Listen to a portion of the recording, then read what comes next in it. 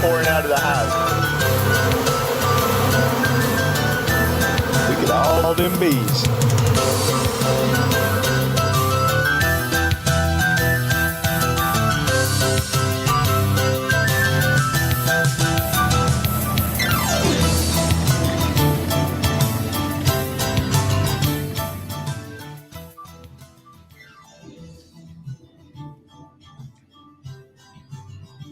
That went well. Hello.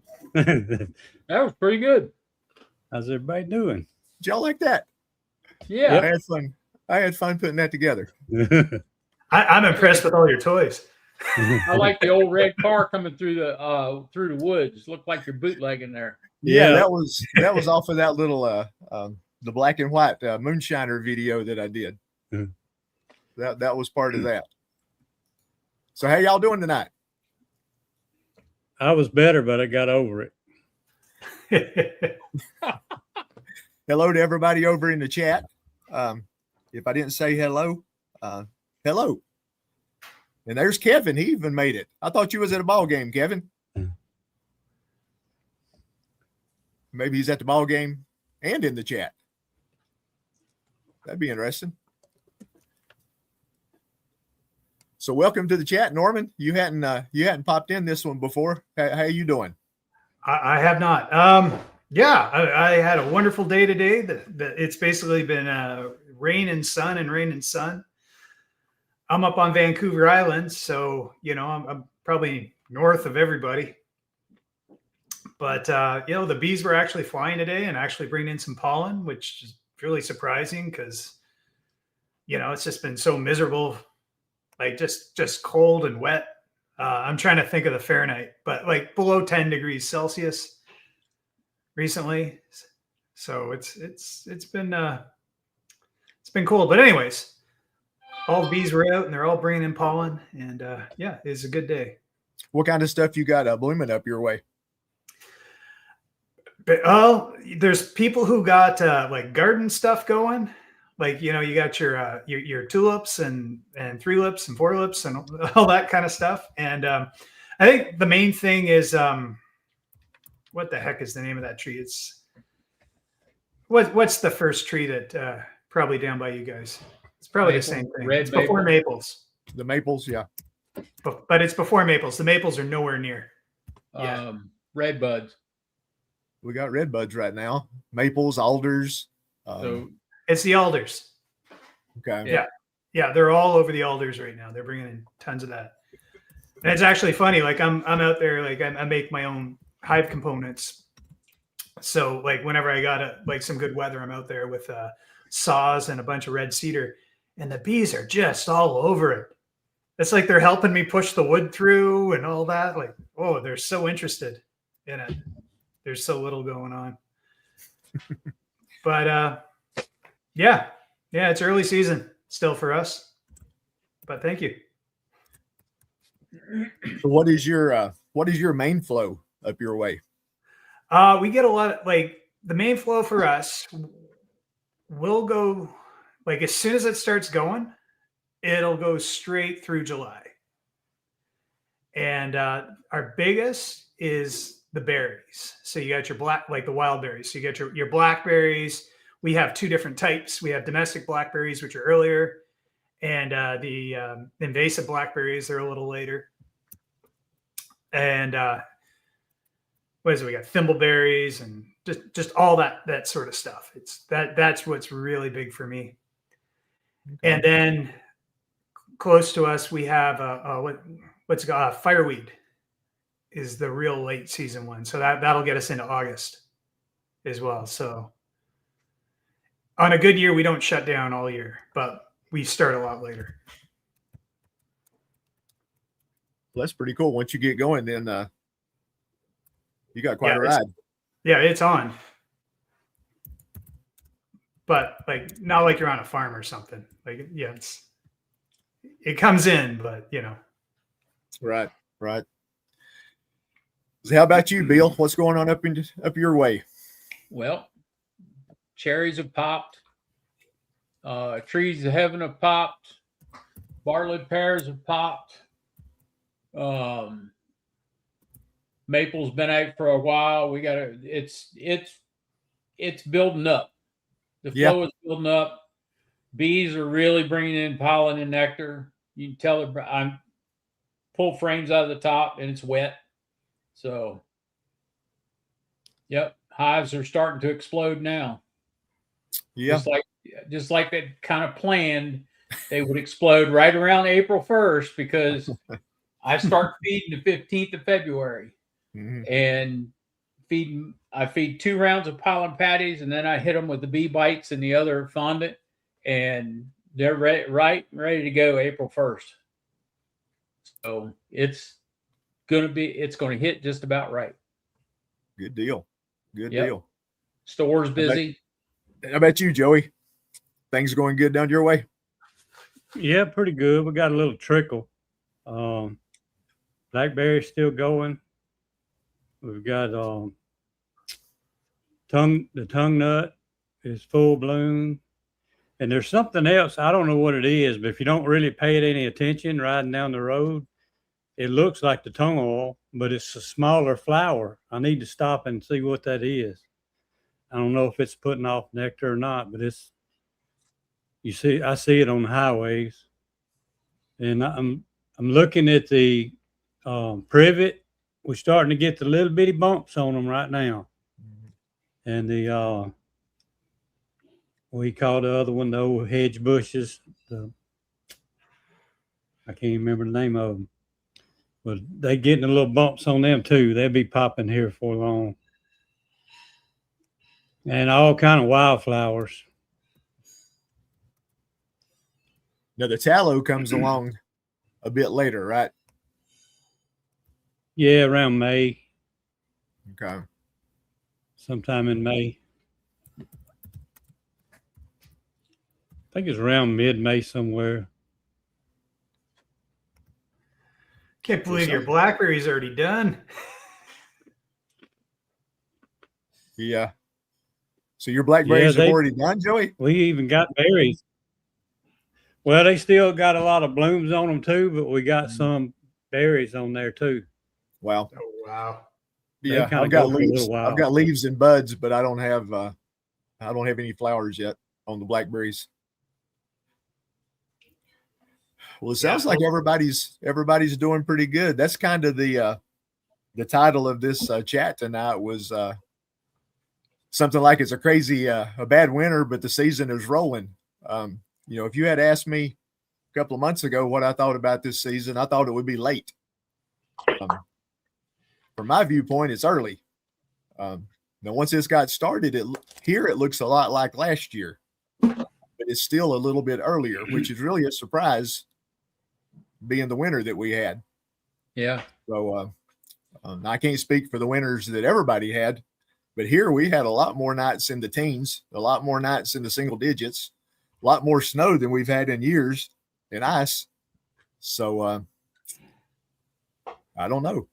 Mother Nature's making a good comeback this year. What do y'all think? Yeah, I think so too.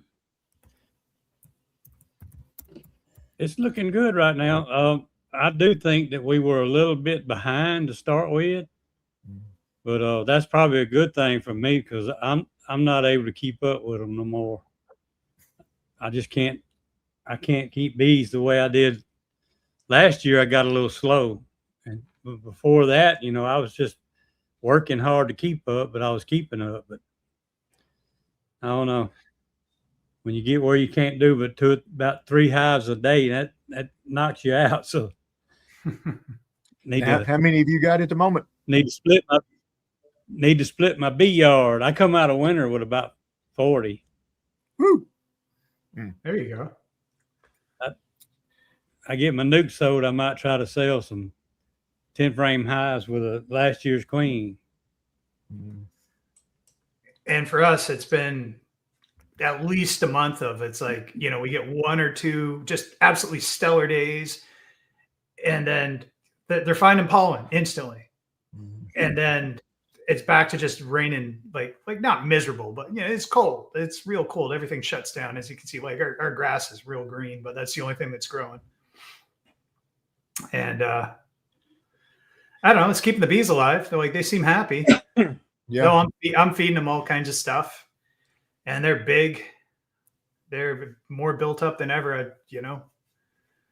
I'm giving them all kinds of sugar and all kinds of, homemade pollen and all that sort of stuff. So when things really start turning, they're gonna go, because that's my goal this year. I want a lot of spring honey. Like when our spring starts, it's a really nice honey. Yeah, I try to. I've got supers on now. I'll probably add some more by Monday. I like to catch the early flow because it's a lot. Well, I never make light honey, but my early flow is lighter than my big flow when the tulip poplars kick in. But I try to catch that just so I can give my customers a choice. But yeah, they're bringing in. They were flying like bullets today. Y'all know what I mean by that. When you see that, Yeah. the nectar's coming in. You can see the pollen, but Yep. they're on something. The redbuds are putting on a good show this year around here. Now somebody told me, though, it might have been Cayman, mentioned that redbud honey was not very good. Have y'all ever heard that? I don't know what red bun honey is. No. They call it a redbud, but it's a pretty little purple tree. I don't know why they call it redbud. Should have called it purple No. bud. I've But, never heard that, Keith. Yeah, I'd never heard that. But it's wide open around here right now. The henbit dead nettles, the fills are still purple. The maples, they're about shot now. They're I think their time's about over with. But Yeah. maybe some alders down along the creek. We'll But, have black walnut here soon. Yeah, the walnut and the black locust, the blackberries, a lot of that stuff hits about the same time, and then the tulip poplar, our main character, shows up mid-April. And then that takes us on through till well, it just depends, maybe all the way through June. So we shall see. But yeah. We won't get blackberries and raspberries till end of May here. Wow. So I don't know if The weather, it looks like a lot of the states, you guys are going to be real hot and real dry this year. Like there's that heat dome that's already formed. So you're going to have a real early season, and then it's just, unless it moves through, which it probably won't, it's going to be a real hot, real dry year for you guys. That's possible. I mean, a lot of folks don't believe it when the weather guys say it, but we're in a pretty good drought here where we're at. The top inch or two of the ground's pretty soggy. We've had lots of little rains, but you stick a shovel in the ground and go down 4 or 5 inches, and it's powder. Yep. So yeah, I could see the rain being a problem, and then the dearth hit mid-July all the way through August around here. So Christ, we should run a hose from my property to yours, man. It's just coming out of the ground here. We have so much water. Yeah. We actually have this time of year, we actually have like 3 or 4 artesian wells on the property that, like, when the groundwater gets high enough, it just starts coming out of the ground. Oh, really? Oh yeah. Oh, it's really kind of weird. The ducks love it, man. We got a couple duck ponds. It's like just cycles through, and it's like a river. It's like the beginning of a river. Mm-hmm. Yeah, it's pretty neat. But you are on you're on an island, aren't you? Yeah, Vancouver Island. Yeah. In Canada. Yeah. And, Better not uncork it too much. The island will sink. Yeah, fair enough. Fair enough. When we get the water out, we get some more air into the land. Maybe it'll float better. There you go. No, we like the island. There's like you got to take a ferry to get here, and it costs like $100. So it's like we got a cover charge. It's a cover charge for a visit. They got to want to come to get there, right? Yeah. Yeah. I could probably stay in that. Yeah, it's not too bad. So Matt's got his red buds going and dandelions. Drawing comb on the free stuff. That's always nice. There you go. I actually pulled a few frames of honey today to make room in a couple boxes. Yeah. I went through some of my heaviest hives one day earlier this week. I don't remember what day it was. And did just exactly that. I think we're kind of back to that. The winter was colder than what I normally have around here, and they really didn't use as many stores as I had them set up to use. So I think that's what it was here too, because we had a lot of colder weather to keep them in than we normally have. So they didn't. Most of them didn't eat it up. Yeah. So now that's some weight in the hive that's just taking up space that the queen needs. Yep. So that's something people need to be aware of. So how are you guys doing on your honey supplies now? We didn't have a ton of honey last year, but we sold our last little jar this week. So we are like flat out. Like I don't have any honey for myself anymore. Yeah. I sold out, I guess, a month ago or so. So I've just got a little bit left for me. Nice. So I've already got a lot of orders, folks letting me know they want it as soon as I get some. So the pressure is on. I need to go up there and give my bees a pep talk. Yeah, and then I put the message on the Facebook, like, you take your ad down, right? And all of a sudden, all my customers that have ever mentioned it, so much you're out of honey? Yeah. So where were you last week? I'm small, but I got 14 5-gallon buckets, and I got my 19-gallon bottling tank is full. It's that far from the top. Wow. Oh, wow. So you're still in good shape. Yeah, you're good. Yeah, that'll get me past my first honey pull. Yeah, I think my first farmer's market, like 1,500 pounds, maybe. I leave a lot on mine too. Yeah, I'm not at your level yet. I'm still trying to make bees and wax. I don't make anywhere near that amount of honey just yet. Yeah, I think my first farmer's market is May the 6th, I believe, something like that. So yeah, hopefully I got something to take. Yeah, really. So we shall see. Last year, my first pull was April the 21st. I think I pulled about 300 pounds. So what all do you sell at the market? Just curious. All I've got is honey. Michelle, my wife, rolls some candles. She stencils a few jars. She's got one of those gizmos called a Cricut where you can cut stencils, and she'll buy some small decorative jars and stencil those with honeybee stuff. But that's about it. I'm just, honey's my main thing. Liquid honey. I'll have a little bit of comb honey later on, but mainly liquid honey. I keep saying I'm going to try to do this little market here. It doesn't have a lot of traffic there. I just feel like it wouldn't be worth my time, but I need to give it at least one shot, maybe two, see what happens. Yeah. I'm in a very small community. The whole county don't have, but I guess it's less than 40,000 people now, but that might be big to some folks, but it's really pretty small. So I have to hit several markets, to move a lot of honey, which that's just the way it is. But we also have a lot of events in town, community stuff that we'll have some opportunities to sell at. So don't pay any attention to my mess over there. But see that cabinet? Coca-Cola, yeah. Those two top shelves were full 3 days ago. Okay, that's good. Good for you.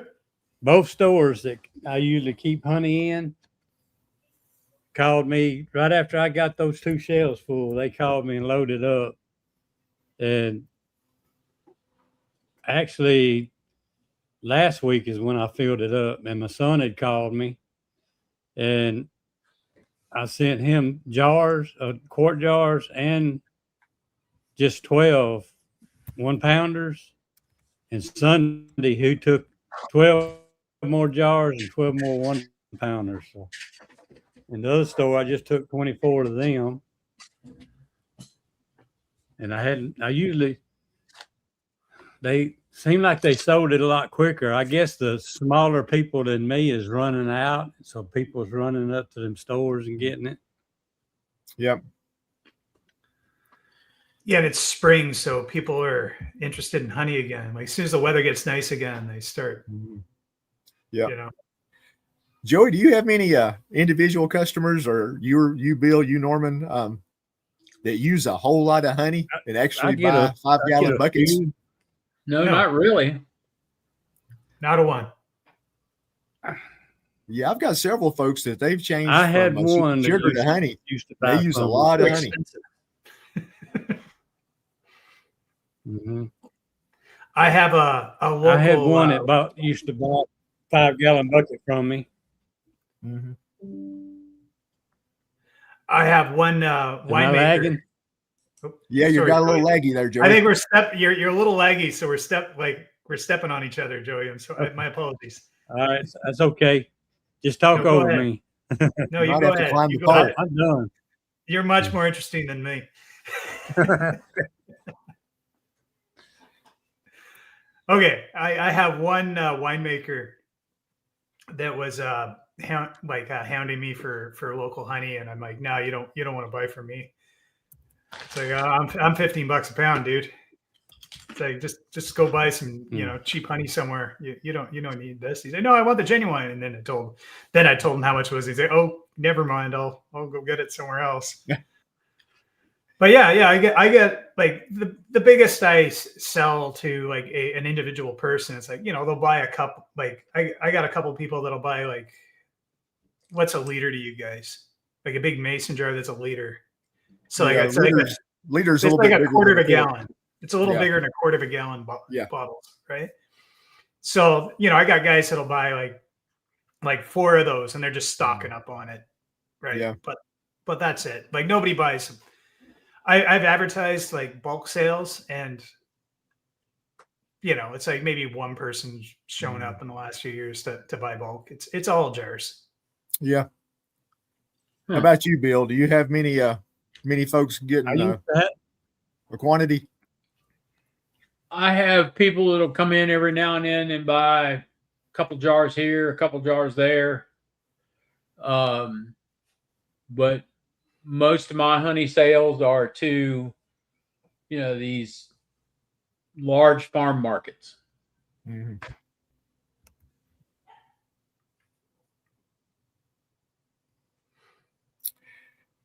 Looks like Hope has some bees that are rolling.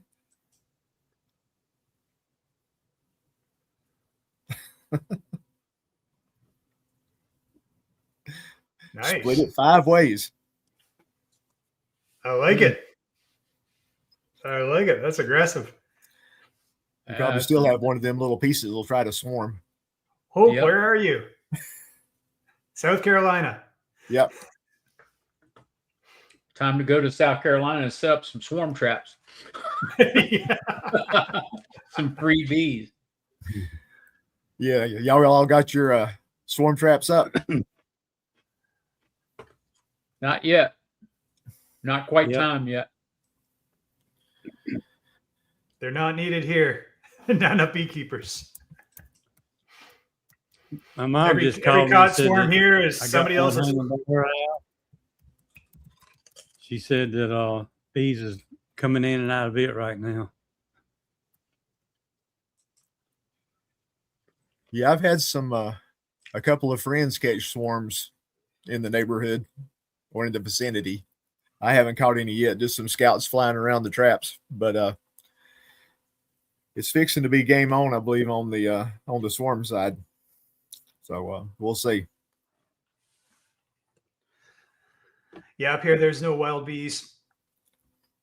It's like it's if you catch a swarm, it's somebody else's. You know, it's a Your sloppy own. beekeeper. Yeah.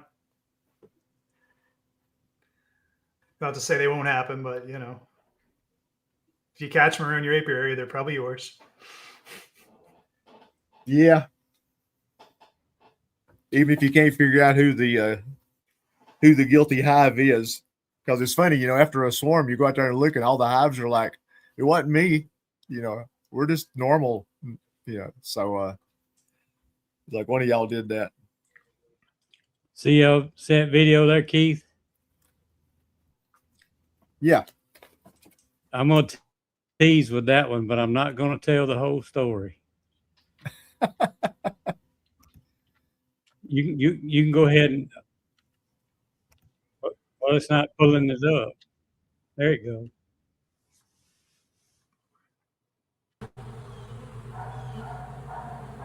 I left. Looks like a wisteria. And come back, and here we are. Yeah, I hate that thing. I get a swarm in that trestle, whatever. I'll tell the rest of the story later. You get a lot of swarms in that wisteria. Yeah, at least one every year. Huh. Up in the pergola. That's a $300 per year wisteria around here. Yeah.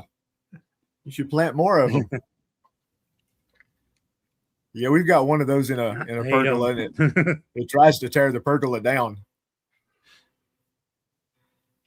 They'll run, and things will run under.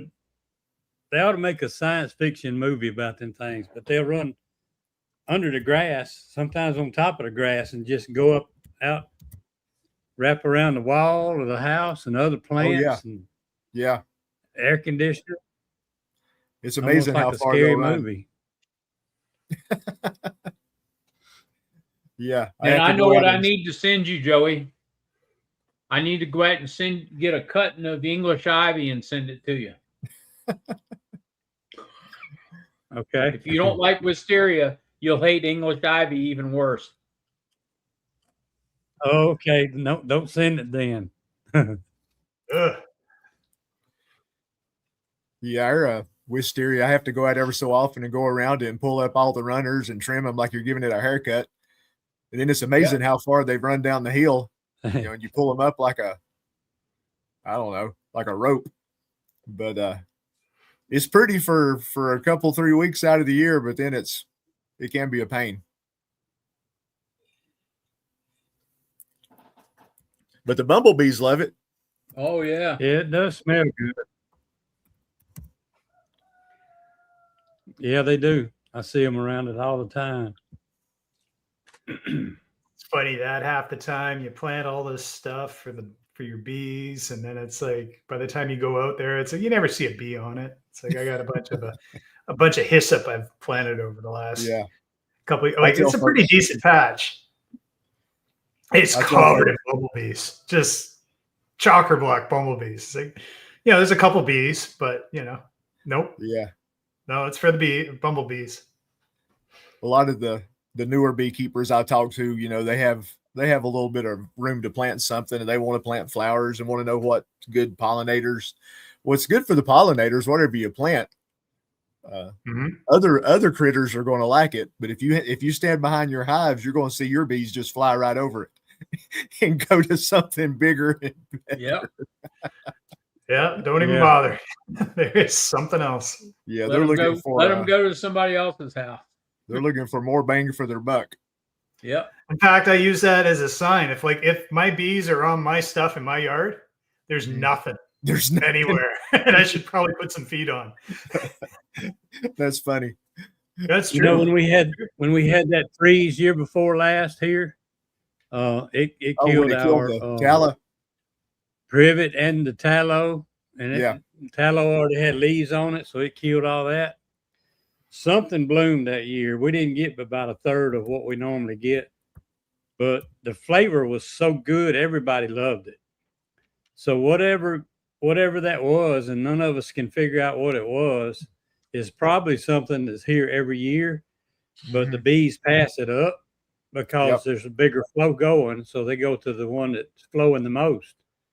You Yep. know, not that it's better, not that they like it better. It's just not flowing as much. Yeah. Yeah. Or at least that's my thought. But I Let's tell say you it what, made I a- wish I could get more. It made a really good honey, whatever it was. Well, that's what we got It going did. for us. It was here. real good. Yeah, we don't have any farm, like what I have around me is like bush and forest. I don't like there's no farm fields around me. So it's like it's all like wild, like what I was saying, it's the berries and the invasive plants and the this and the that. And that's what we end up in, like the fireweed. So we end up with this really interesting honeys. Like this really yummy different stuff. It's like we you know, there's no rapeseed honey here. There's none of that. So we don't make a lot of it, but what we do make is really good. So, well, I guess we're going quality over quantity. There you go.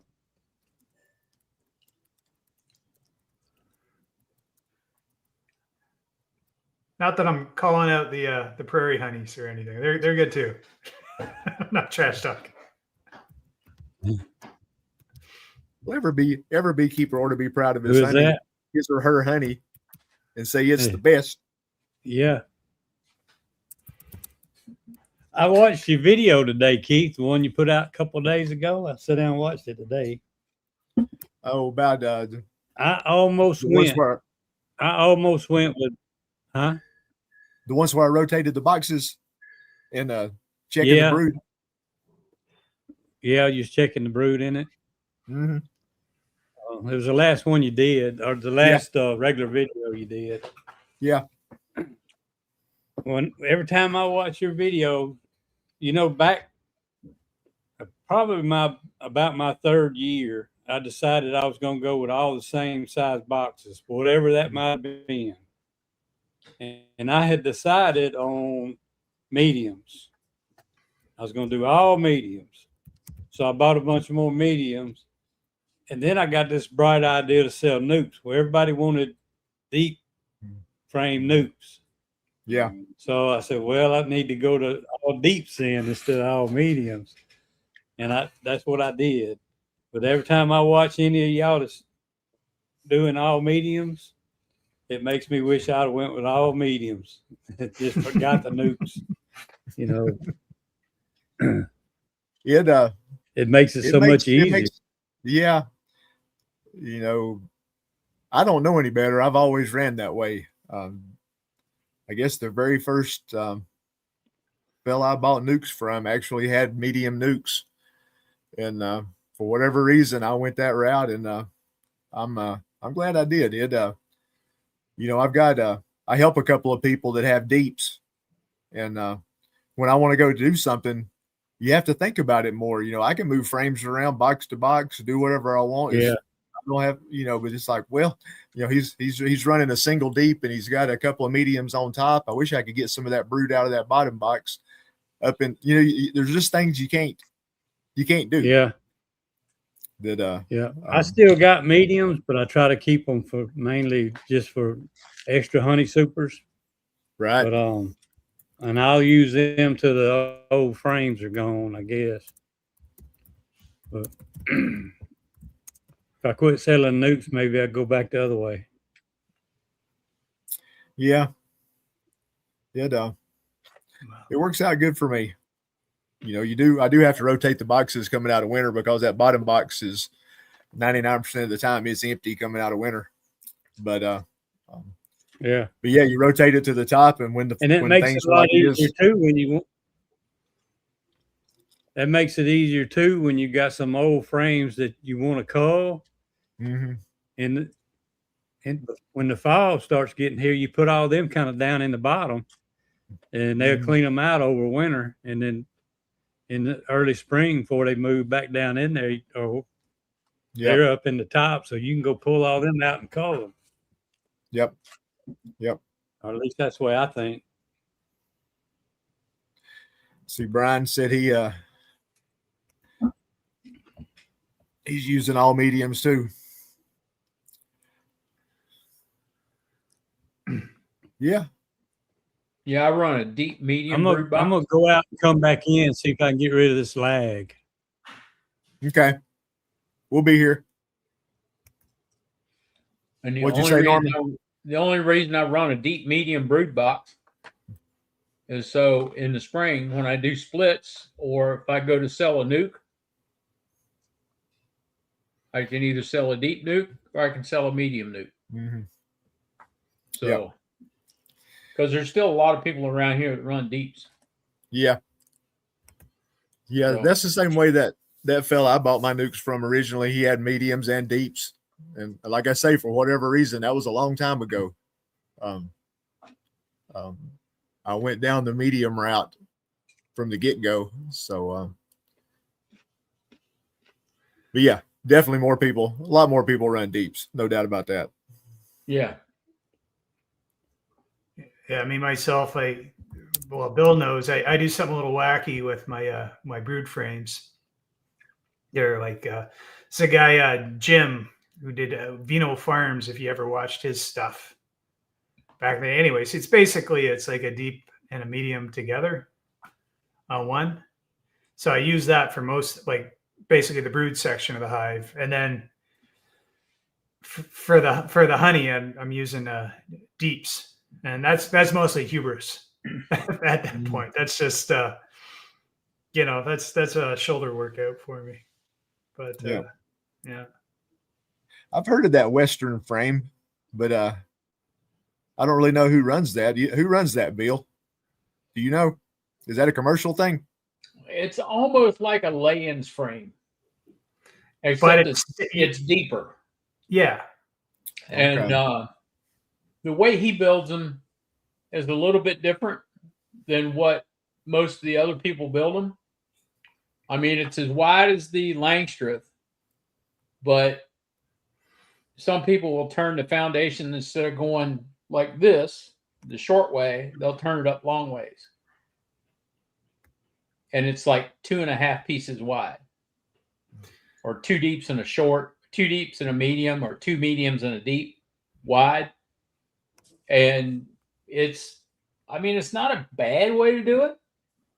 It's just, I don't know how you're going to get it extracted. Well, it's mostly you want the bees in there is the thing. Like it's whatever's in that is for the bees and the honey's on top. Yeah. And if they start really clogging it out, it's like then I'll just kind of scrape it and then they'll bring it up anyways or something like that. But as far as the size, it's designed so it's basically you put a deep and a medium, and it fits perfectly in there, and it's just one big frame together. Yeah. For that. Interesting. Yep. And I'll tell you, what you're saying, Bill, that is kind of like I can't just take one that's just chocker block full of honey and extract it because I don't have the equipment for that. So that is a downside. But then there's upsides. It's like I never have to split boxes and upset the hive. It's like I can just pull them out one frame at a time. Yeah. And I can see all the way through. It's like every time I pull one up, I'm looking at a deep and a medium at the same time. I don't have to bend over.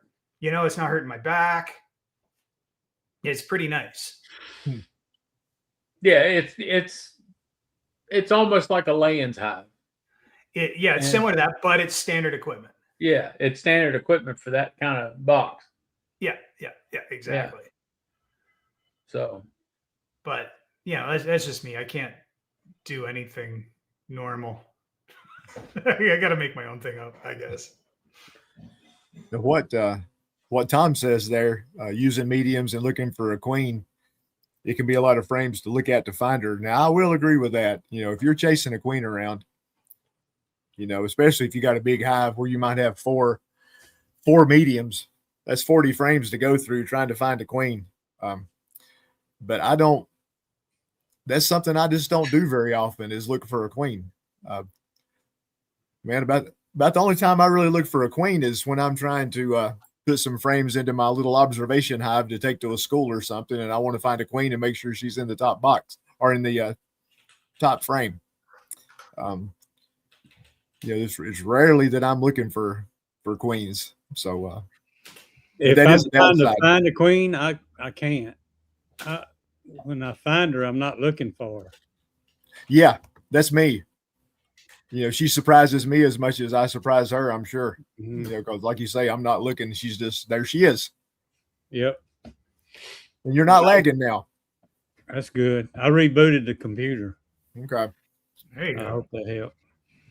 But when I got to do a school, the first queen I find is when it's close to that time. She's going in the observation hive because I may not find her if I wait too long before that. Joey, Keith forgot to tell you he turned the delay switch off when you logged off. Oh, had to pay my dues, huh? The evil delay button. Yeah. When I started to come back in, I just went out and closed it YouTube out and opened it back. I could just see it trying to open. It was just kind of like this. I said, I'm gonna reboot the whole computer. Okay. Yeah. You're back in good shape now. It did that on somebody's the other night. I can't remember whose it was. I think it was might have been Tuesday night. Yeah, with Brad. It did that to start with. Now, Bill, when do you're going to be selling packages this year, aren't you? Yeah, 3rd and the 17th of April is when they're due in. Okay. And then I got nukes.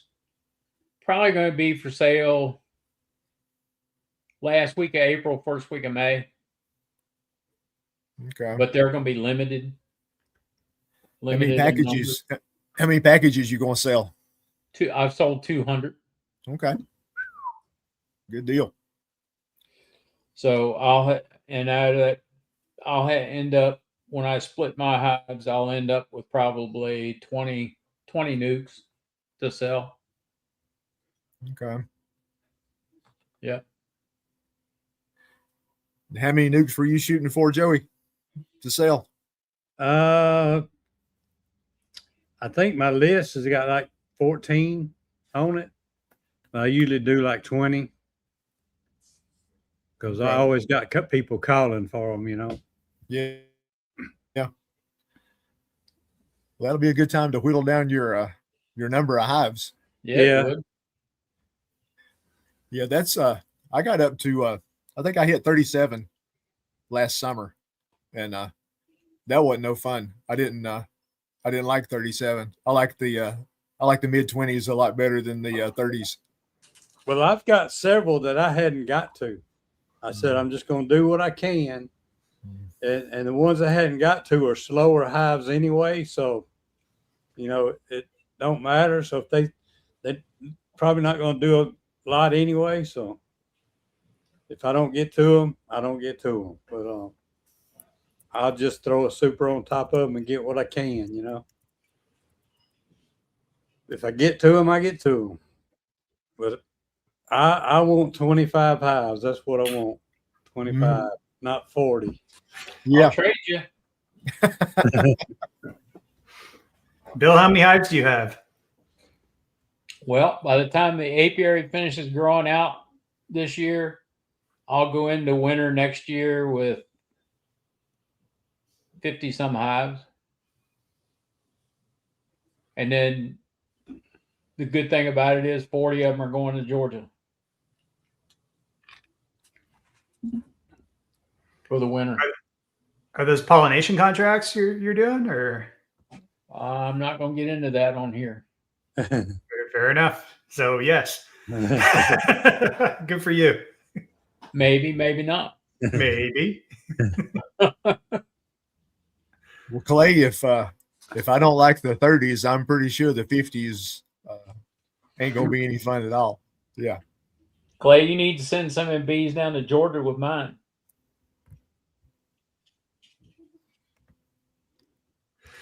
They got to be on pallets.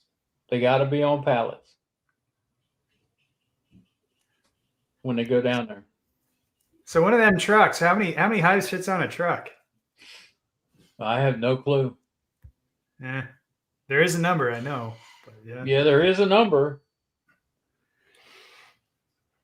It's a lot. It's a lot. Yeah. It's a lot of bees. I've got a 20-foot flatbed that I'll be taking them down there on.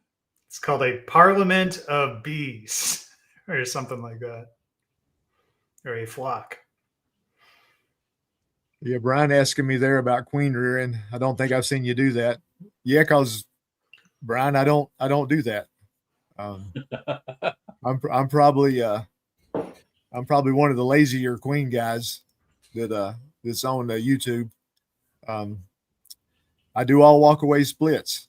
I don't raise any extra queens. I've actually never pinched a queen. I'll let the hives decide what they want to do queen wise. And it's I call them my Shacktown mutts. They've done well for me. So I might get into the queen thing sometime just to see how it works and to play with it. But at this point in time, I really hadn't seen a need for it in my bee yard. So can I give you a little advice, Keith? Sure. If you're going to get into it, you might as well plan on doing it and being good at it. If you're going to play with it, it's not worth doing. It's a lot of work for nothing. Yeah. Sometimes. Yeah, I'll agree with that. My whole operation might go belly up at some point. My queens all turned to junk, but it hadn't the past, I guess, 4 years doing it the way I've been doing it. So yeah. So yeah. All mine's making their own queens this year. Yep. Because the hardest part about the whole thing is putting that cell builder together. That's the hardest part of queen rearing, is that. And keeping it full of nurse bees. But I was going to try to every now and then I'll split several or pull nukes out of several and call the man when he's got sales and go pick up a couple dozen or whatever. Yep. And the way my health was going, and I could only do maybe 5 or 3 or 2 each different day, there's no way I could go do all that and then go get sales and try to keep it consistent, because I'd still have to go back in there and knock down emergency sales anyway. So I said, heck with buying sales. I just let them do what they're going to do. Mm-hmm. I'll check them later, Yeah. I'll be back. The most I've split in one day this year was 5, and I split those 5 6 ways. Mm-hmm. So I didn't even get to go back and see. And I usually like to check 7 days later to see what's happening. I didn't make it back, so now I'm going to wait 3 weeks and go look and see what's happening. Yeah. If nukes has got a mated queen, they're for sale. It's something I'm being careful about this year. And what I've told myself that I'm going to do, I may change my mind while I'm doing it, but I want to do a round of spring hunt. Like I want to do a round of nukes, and I want to really expand my operation. So I'm gonna do some serious splitting later on this year. But I've told myself I'm gonna do a round of spring honey first. So it's like I'm gonna wait for them to fill up a super, and then I'll get into it. So by doing that, I'm gonna eliminate the temptation of making queens early and doing splits early and possibly having bad weather roll through. At least that's what I got in my head. But we'll see how that plays out. But yeah, I really the folks that follow my channel know I like to keep big old fat hives. I don't do any splits on my hives unless I have to. I do a lot of things to try to keep them from swarming, which has worked well for me the past couple of years. And I end up with these great big honey makers, and that's kind of what I like. So I don't do a lot of splits with my own hives.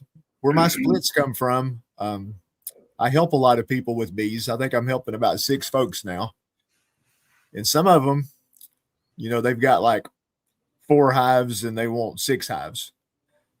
So I have to pull all 4 of them back a little bit, or their hives are going to swarm. And I got one fella that wants 2 hives, and he don't want any more than 2 hives. And his hives were going like gangbusters, so I pull some brood out of them and make some splits. But most of the time when I do splits, I end up with frames out of, I think DC has talked about it before. You get a bunch of frames of brood out of multiple hives, and you can make these really powerful splits. And I kind of treat them like my version of what I think a cell builder would be. You put a lot of this brood into like a nuke box and just load it up with nurse bees, shake in tons of extra bees. I always make sure they got plenty of food. I might throw a pollen patty in there, whatever. Throw everything but the kitchen sink at them. And I think doing it that way, it really makes you some good queens, or it's worked well for me. Mhm. But I really like pulling brood out of multiple hives and then putting it back together in a, I guess you call it a random way of doing it. But you can make some powerful little splits doing it that way. So you just keep adding room to the hives, try to keep them from swarming? Well, you do that to a point. Most of my hives are 3 mediums. So I keep splitting up the brood. I'll go into them, especially once it warms up a little bit more. Every time I find 2 frames of brood together, I'll pull them apart and drop a comb between them. I saw that today. You do that over and over again until you got a whole box full of brood, and you got no choice but to add another box. So I'll start getting into them at least once a week, probably starting next week, and start tilting boxes looking for swarm cells. Because things happen so quick this time of year. But I try to get them big old fat hives about the time the tulip poplar hits, and the ladies will make a lot of honey if you hit it just right. So if you find swarm cells, what do? You knock them down, or? It's according, once they're capped, it's over. In my opinion, I think once they cap them, they've made their mind up. Pretty much no matter what you do, you might as well split them. If they're not capped, I might just knock them down. If I'm sure that hive hadn't swarmed, that's always you have swarms, you go in and find swarm cells, and you kill and you knock them all out, then you just left the hive queenless. Yeah. So I know you got to be careful. Sometimes when you find the cap cells, she may be already gone. Yeah. They could have left and you didn't know it, but I have found her. Yeah. And and I would pull her with like 1 or maybe 2 frames and a food, and stick her in a nuke and just let them do what they're going to do with the others.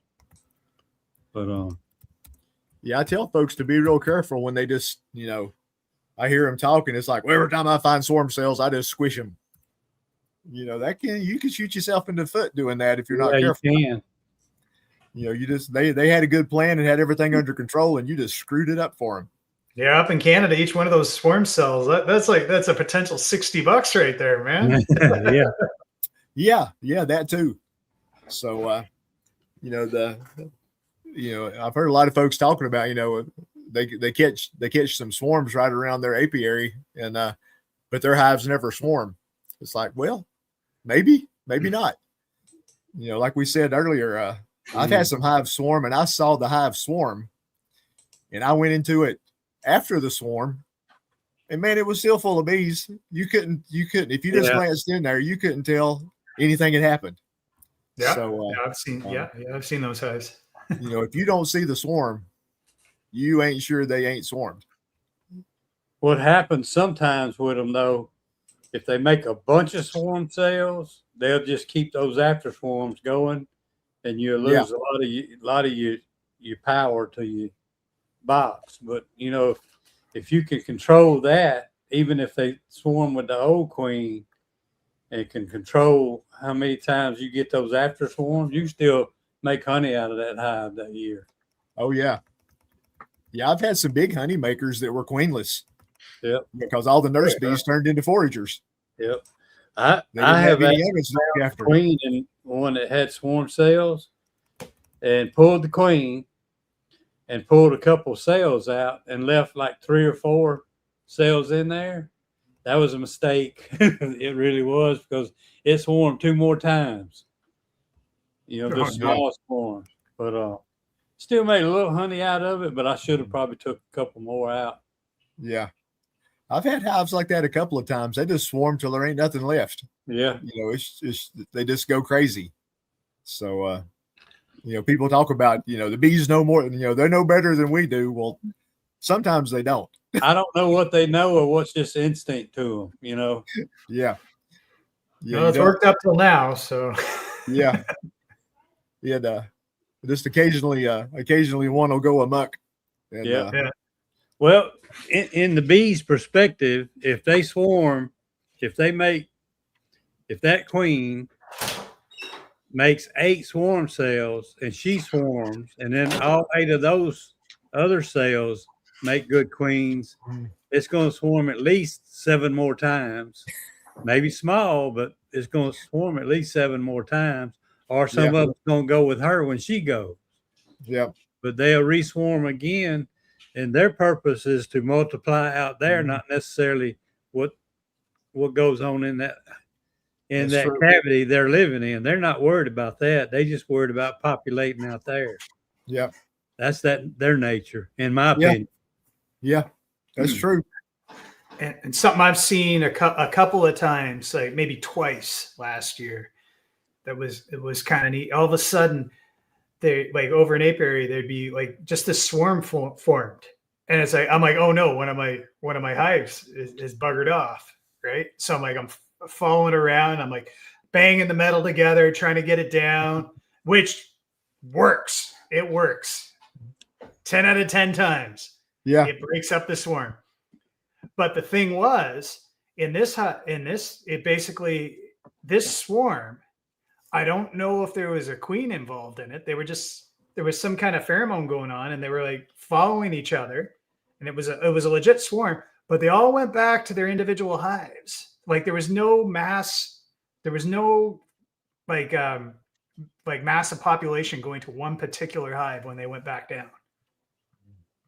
So that can happen too. Yeah. So you can have a swarm, and whatever starts it, maybe it's a queen or a virgin queen or whatever, and it just starts picking up bees along the way. Mm-hmm. Like that's another thing. Yeah, Fred Dunn has talked about that before. He likes playing with swarms, and he's thoroughly convinced that lots of, I guess you'd call it drift. A lot of other bees join a swarm that wasn't part of the swarm to start with. They're like, "Hey, party time! Woo! Yep. Where are we going?" I call that a community swarm. I've seen that. I've seen one of my hives swarm, and you can see other bees coming out, all excited. They coming out, joining in with it. But I guess the other thing, I'll just say it again: banging metal together, 10 out of 10. It brings them down. See that cowbell? I don't know if you see that cowbell. I was going to get into this with y'all. It's supposed to be in the truck, right there. A cowbell works. Yeah, that brings them down. Yep. I have tried it, and I've never got it to work. But there's too many people that say it works for me to say it don't work. First time I done it, I wasn't a beekeeper, but my uncle was, and he had some swarmed, and they were coming out. And I called another uncle at home that was retired, and he said, grab a pot and pan or pot and a ladle or anything and just beat it together. Mm-hmm. And they were about to get out of here, and I started banging it, and they come right down in the back of my yard. Wow. On the corner of my dog pen, my deer hound pen. They landed on the corner of it. Yeah, I've done it 4 times, 4 out of 4. Wow. 100%. What are you banging together? Whatever metal is close. Well, that One time I had a piece of fence I was hitting up against my gate. Another time it was like I was banging up against the back of my truck. Uh-oh. Yeah, that's what I did. I mean, I grabbed a piece of angle iron and a piece of conduit and started whopping it, and it didn't help me none. Huh. Maybe I didn't do it long enough. How long are y'all doing this? Not that long. Okay. They're still in the air. If they get landed on a tree, you're not gonna get them down. Yeah. Nope. They gonna stay up there. Yeah, I don't know if you can move them once they've landed. But I was at Mama's one time. It was actually on my birthday. This happened several years ago, and I ran in and asked her for a pot and a ladle, and she handed them to me. And I ran outside. She said, "What are you doing?" I said, "I'm fixing to get some bees out of the air." And I went out there tapping, and she run out there behind me with a different pot. She said, "Beat on this pot, not my good pot." That's my good pot. I started beating on it. I got them down. That was on my birthday. Yeah, it all comes down to the rhythm and the tone. Yeah, Yep. probably so. Bill, you're almost invisible. Oh, it's because my camera's followed me out of the door. Somebody watching you. There he is. The invisible There he man is. is back.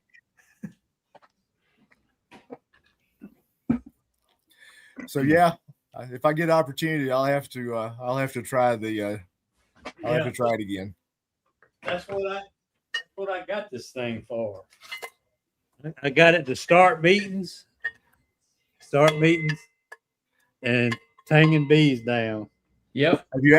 Has that proven to work? The cowbell? Well, usually it's not close by. I have used it. Yes, it does work. But usually it's not close enough, and I grab something else and start banging. Interesting. But yeah, the first time I did that was probably 80. Let's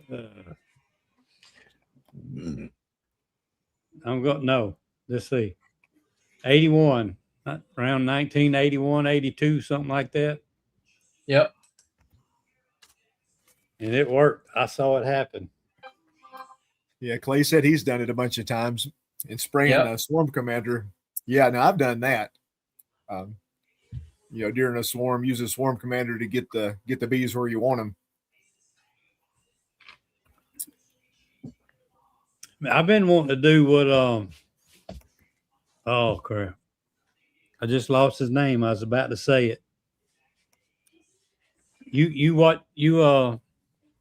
as moderator, Keith, when he comes on. Why can't I think of his name? Fred. Yeah, Fred Dunn.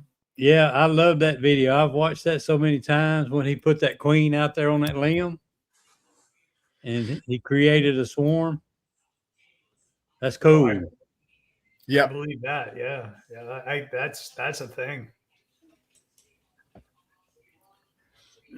The couple times they were doing that last year, it was just magic watching them. Like, I'm all stressed out because I think I'm going to lose a bunch of bees, but I don't think there was a queen involved.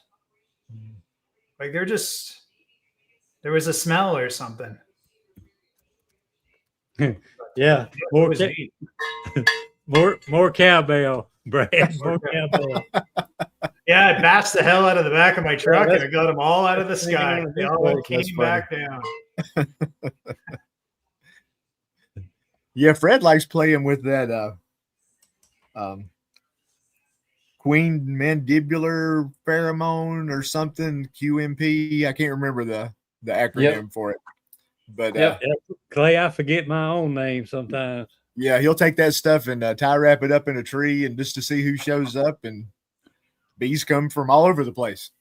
Well, I've been out with my golf cart with like a half a dozen queens sitting in the golf cart where the little drink holders are. I have a queen cage in each one of them, and I get busy doing something. I look around there, and each one of those little cup holders is full of bees around those queens. Yep. If I were one of you guys in the States, like just how frequent bees are around, it's like I'd buy some cheap queens and I just drive up and down the street and just steal other people's bees. Well, It would be hilarious. Like, what's a queen worth in this state? Like $25 for freaking They're about meat packages. $35-$40 around here, I think. Yeah, yeah, there you go. anywhere from 50 to 60 in Virginia. A new queen. Yep. Well, you don't need fancy ones for this. This is trailer trash beekeeping. What I'm talking about. Yeah. They don't care what kind of queen it is. The bees don't. No, the Yep. bees don't. You hang her out there, they'll come to her.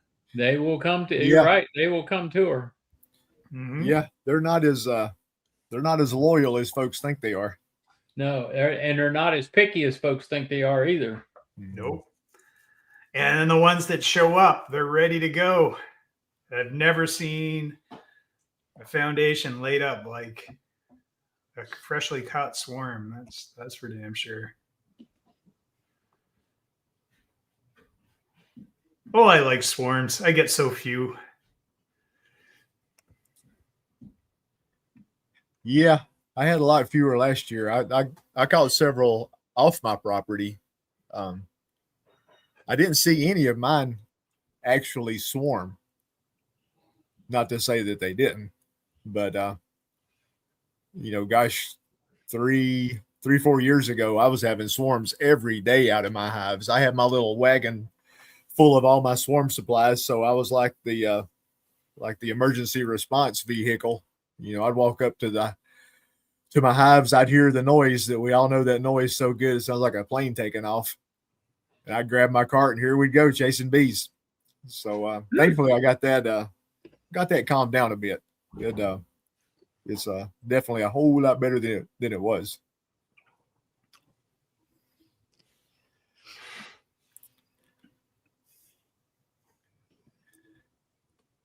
Eric's got some needed more cowbell. A lot of Blue Oyster Cult fans here. And Saturday Night Live back when it was funny. Yeah. It was never funny. That's the thing. You just want to think it was. Well, in the old days, it was kind of funny. Mm-hmm.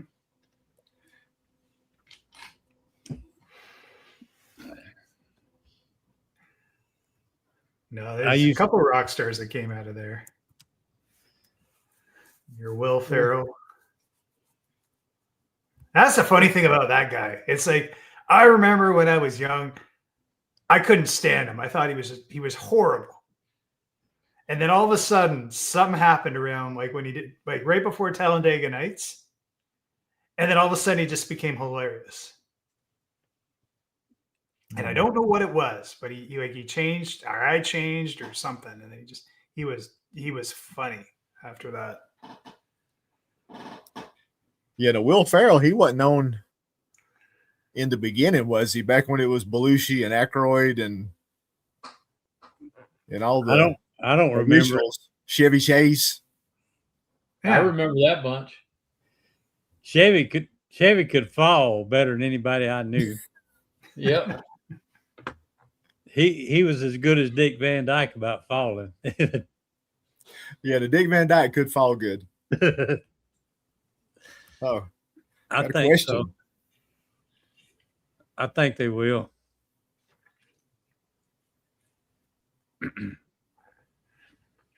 Probably quicker. Yeah. Yeah, I think once the flow starts, it suppresses the swarm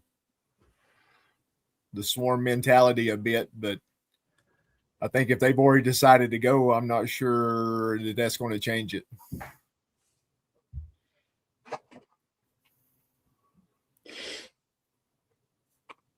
No Pepsi Coke, Jan. No Pepsi Coke. See Jan's come in.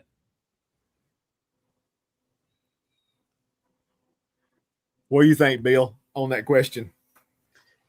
They're still, if they've decided to swarm, there's not a lot you can do about it. No. I think I've seen them, even if you split them, wherever that old queen goes, that's the one that's going to swarm. because there's a reason they want to get rid of her. So like, all you can do at that point is you got to move the queen.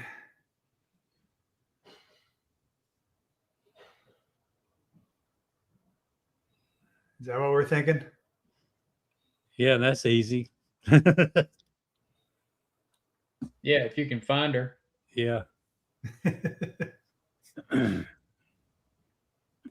Sometimes you can, sometimes you can't. That is true.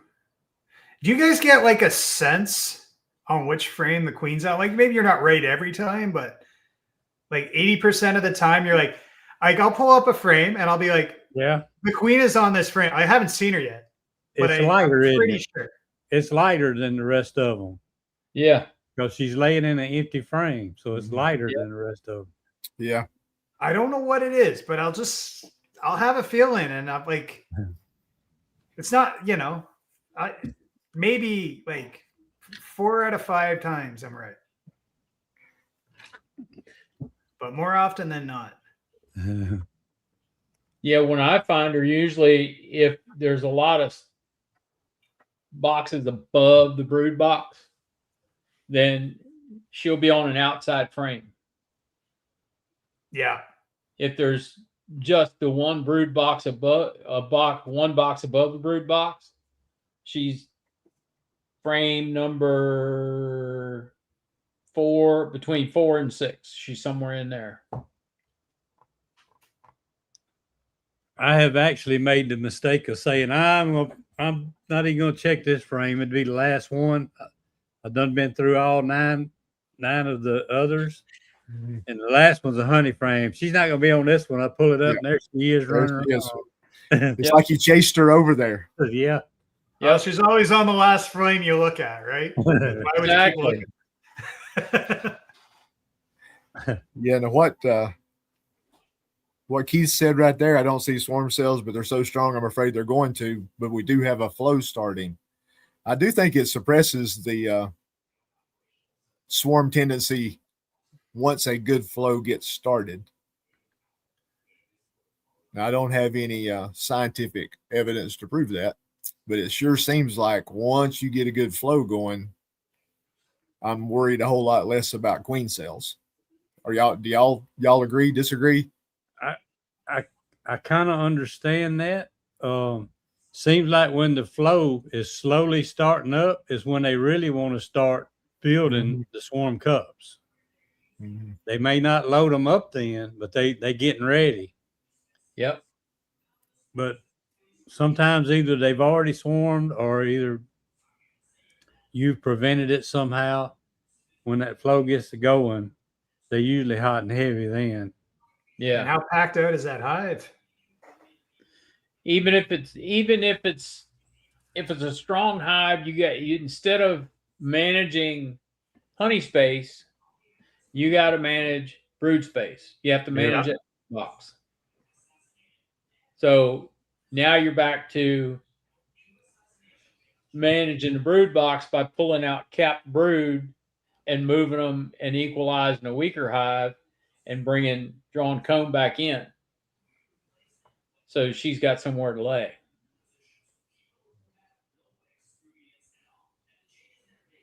Because when she's idle, that's when they want to swarm, is when she's idle. Because they feel like, oh, she doesn't have any space.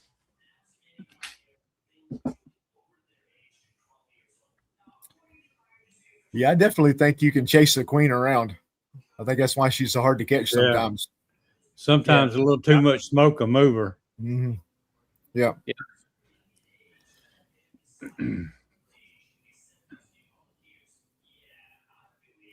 Yeah, I've seen a lot of internet guys. They start pulling from the far side and start pulling towards themselves, and they run into the queen quicker. I saw a lot of colonies with cups this year, but none of them, hardly any of them was loaded.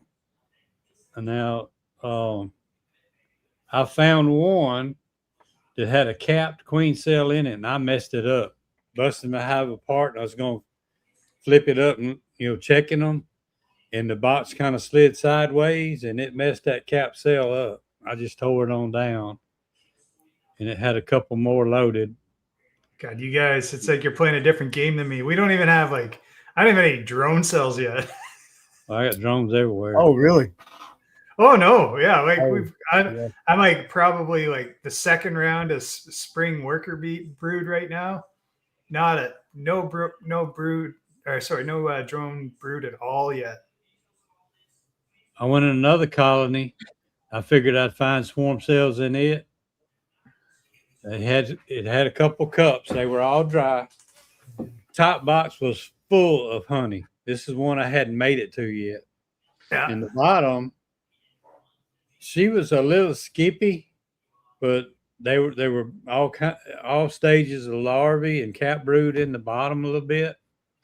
And I found an emergency cell. I said, "Is this a swarm cell or emergency?" I looked to see if there's any other cells anywhere, and there wasn't. And I never saw the queen. And anytime I see not an emergency, a super seizure, it was right up in the middle of the box. One capped cell. I just put the brood on the top and all the honey on the bottom and said, "Y'all do what y'all gonna do." I didn't even try to find that queen. They gonna replace her anyway. That super seizure. Yep. That was JW the said story he of tried to come in, but I didn't see him. Try again, JW. Again, JW. That's the story of my queen maker last year. You know, I had just a hot, I wasn't doing a stack with the queen on it. Like basically, this is a bunch of, I'm putting a bunch of cat brood in and nurse bees. Anyways, it was a pissy hive. But I just kept jamming them full of bees, and then I'd put the put the queen cups in there. Anyways, the final one, I had I'd done the deed, and I go to pull them out, and it's like not a single one had taken. I'm like, you little bastards. So it's like I knew right then. It's like they'd made their own queen, and like screw the queens I wanted to make, because they'd already done it. They were just like, we're just sick of your bullshit. And that hive's alive. Like I didn't tear that hive apart now, and it's like it's not a mean hive anymore. So it's like I'm curious as to what it does this year. What queen did they make? Because they had like access to all the genetics of all the best bees that I had, that I would like jamming in there trying to make queens, and this is the one they picked. So I don't know. JW never made it back in.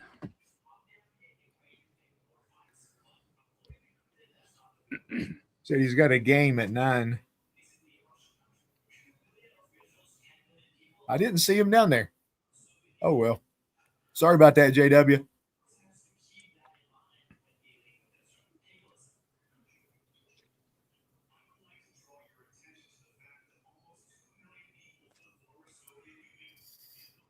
What sport do you guys watch in Illinois at 9:00? NCAA tournament. Basketball. Fair enough. It's like, yeah, you guys aren't watching the St. Louis Blues, are you? No. No. Yeah.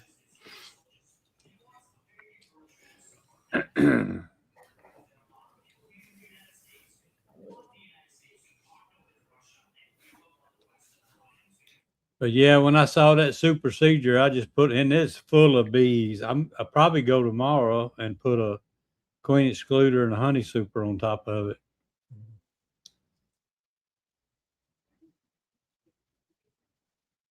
Yeah, you got to stay ahead of the ladies. It's hard once you get behind. Yeah, I stay behind.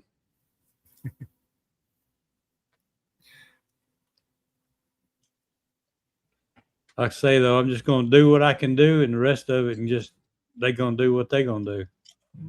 The heck with it, right? Yeah. I mean, if I can't keep up with it, I ain't got no help.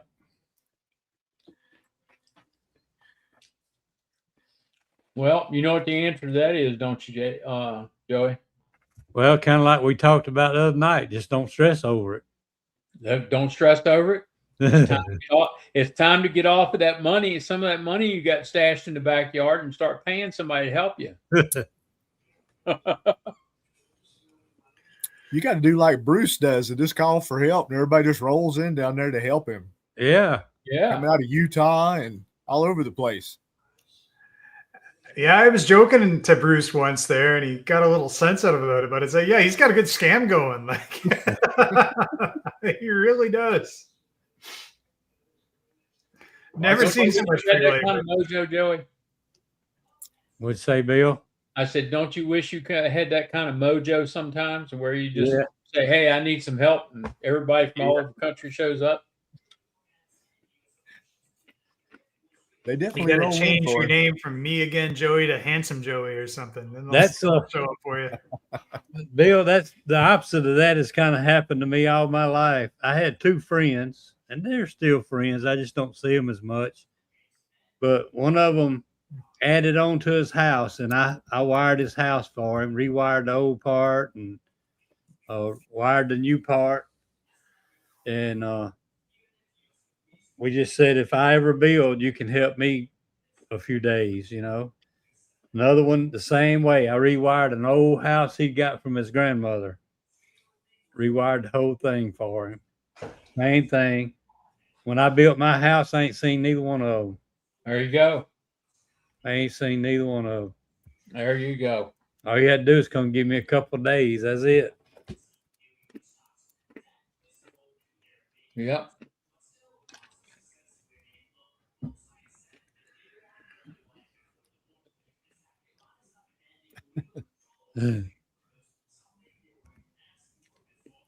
Well, they wouldn't have done it right anyways. So just as well. Probably so.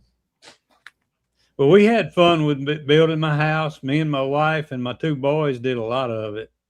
Hmm. I had them come dry it in. My uncle come help me with his crew. And I helped them, and we dried it in. And then the family did it from there on.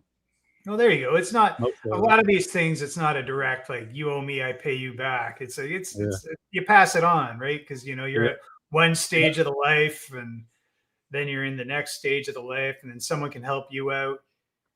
And it's like the guy who helps you out early in your life. It's like, there's no point in helping him out because he's further along. So it's like you help out the next guy. That's what it was supposed to be, but I didn't see him when it was my turn. Yeah. I had that actually yesterday. I got to do a lot of work on my F-350, and basically, you know, I got to do a lot of engine work, so I got to take the cab off. So, you know, through a neighbor of mine, he called in a favor, and, you know, one of his guys there's a guy who showed up with a bush work truck with a crane on it and lifted the cab off my truck yesterday and put it aside and promised he'd come back to put it back on later. So he lifted the cab off my F-350 for me yesterday. It's like, wow. You know? B1E. It was amazing. But, you know, that's probably going to turn into me like doing a bunch of, you know, head gaskets on this company coming up next anyway. So we'll see how that goes. I got the B1E, Brad. I put the answer in. I didn't know if you've seen it. And he's got new lifter arms for that one. So I ordered them and got them. I should do a video on that because it made a difference in the way that thing operates. Has anybody ever made something out of a dolly? I don't know if they made them out of a dolly, but it was similar to it. I can't remember his name now. Guy built his own. Like, I've seen the one like the dolly with the long extension arms, but there's got to be something that's like simple and small that you can just kind of like maybe like crank it up, or it would just make sense. Well, the one like I got, they got one that's non-electric, and it's got a little crank on the back of it. Right. and you can crank it up or down.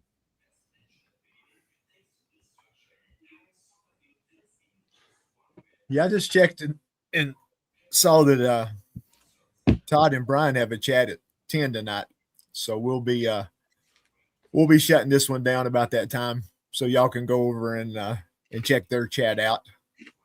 What's it called? Westward Bees. Yeah, something like I that. believe it's on Loma Vista, his channel tonight.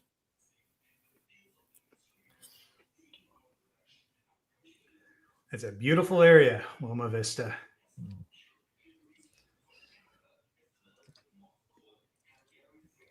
I think that's close to Laguna Seca, one of the nicest racetracks in America. What's the name of it? The racetrack? Laguna Seca.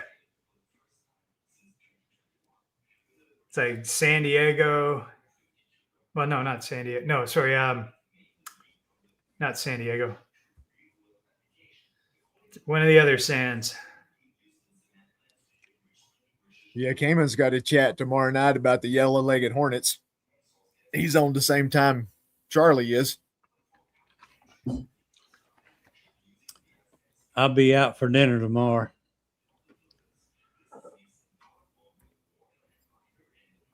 I don't know what time I get back. I'll have to check them out when I get back, I guess. So is he for him or against him?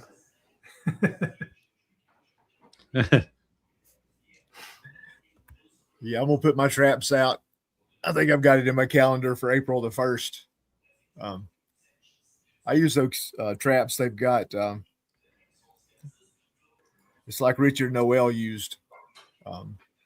They work pretty good for hornets and yellow jackets, and not many honeybees get in them. So I'm gonna throw those up. I think those yellow-legged devils, they found them down in South Carolina and Georgia, maybe. So like everything else, it's just a matter of time. Norman, did you see that question Ian had for you? Okay, yeah, I'll answer. Yeah, for the moment, Ian. For the moment. The rain may come at any moment. But you know what? We're living a charmed life out here compared to what you're having to deal with over there. So we're doing good. The bees are ripping. We actually brought pollen in today there, Ian. Real, genuine pollen. Joey can answer that one.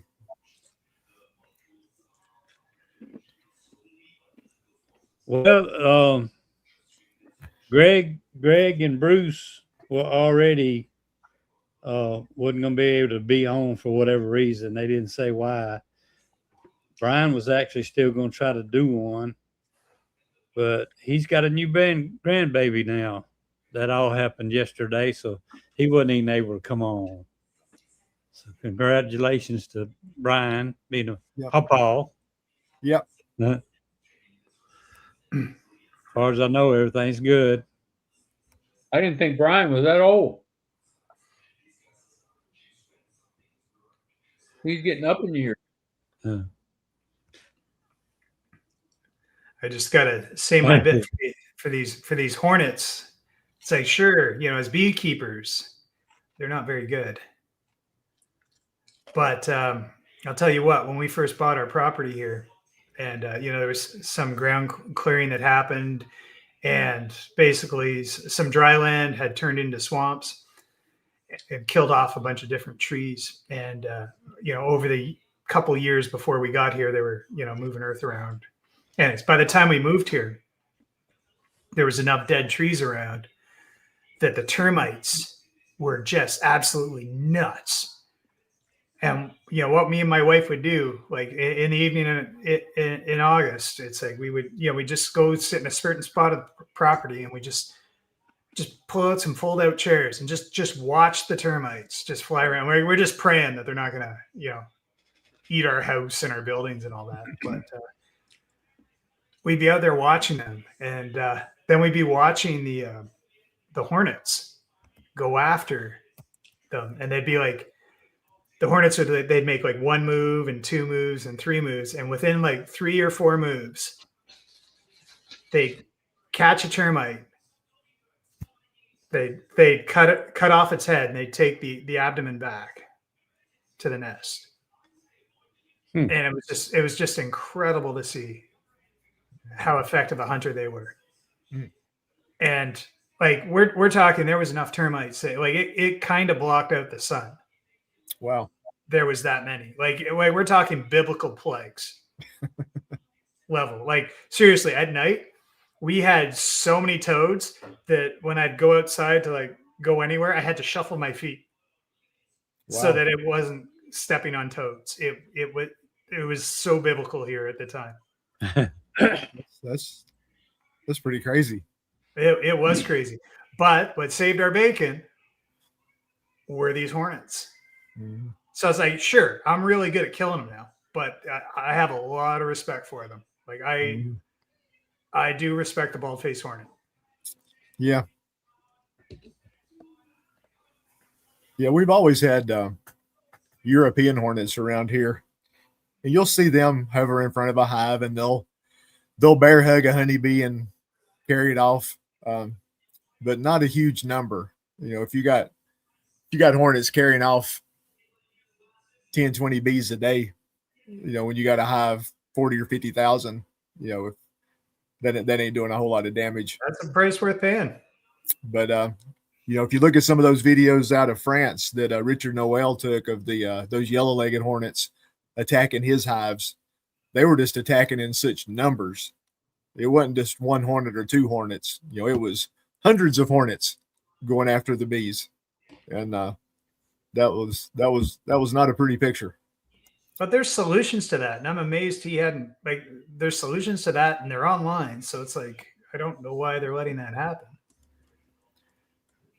Obviously, it wasn't as simple as that. I mean, you know, those guys have access to whatever we have access to, information wise, but there was just so many of them. You know, he was filling up traps every day, so it was. Yeah, we don't need that. We don't need that. Well, guys, I'm gonna go ahead and shut this thing down. I do appreciate y'all coming in on the chat. I think it's been a good one. A lot of good information. Appreciate all you folks over in the side chat. A lot of familiar names. I appreciate the support. Hope y'all all have a good week. Hopefully spring is here for some of us. Hopefully it gets here for the rest of you. I saw some posts over there, people still having snow. So hopefully spring is going to fight its way out at some point. So anyway, y'all have a good night, and we will catch you again next week. See y'all later. Keep fun. Night.